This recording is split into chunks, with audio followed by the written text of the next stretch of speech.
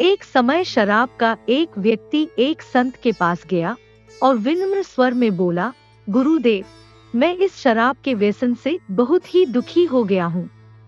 इसकी वजह से मेरा घर बर्बाद हो रहा है। मेरे बच्चे भूखे मर रहे हैं, किंतु मैं शराब के बगैर नहीं रह पाता। मेरे घर की शांति नष्ट हो गई है। कृपया आप मुझे कोई सरल उपाय बताएं, जिससे मैं अपने घर की शांति फिर से पा सकूं। गुरुदेव ने कहा, जब इस व्यसन से तुमको इतना नुकसान होता है तो तुम इसे छोड़ क्यों नहीं देते?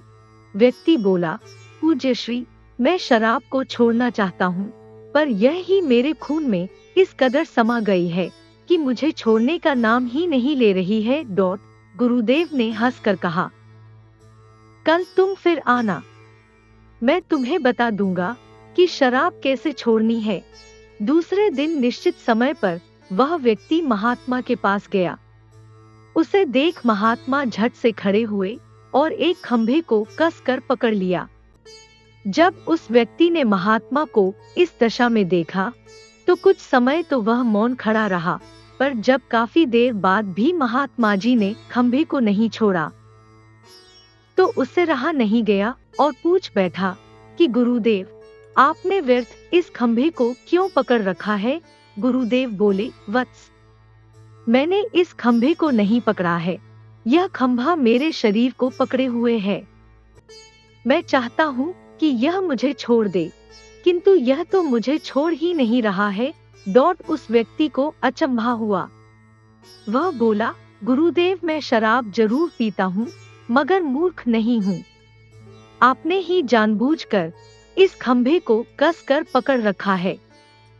यह तो निर्जीव है, यह आपको क्या पकड़ेगी? यदि आप दृढ़ संकल्प कर लें तो इसी वक्त इसको छोड़ सकते हैं। गुरुदेव बोले, नादान मनुष्य, यही बात तो मैं तुम्हें समझाना चाहता हूँ कि जिस तरह मुझे खंभे ने नहीं बल्कि मैंने ही उसे पकड़ रखा था, उसी तरह इस शराब ने तुम्हें नहीं पकड़ा है, बल्कि सच तो यह है कि तुमने ही शराब को पकड़ रखा है।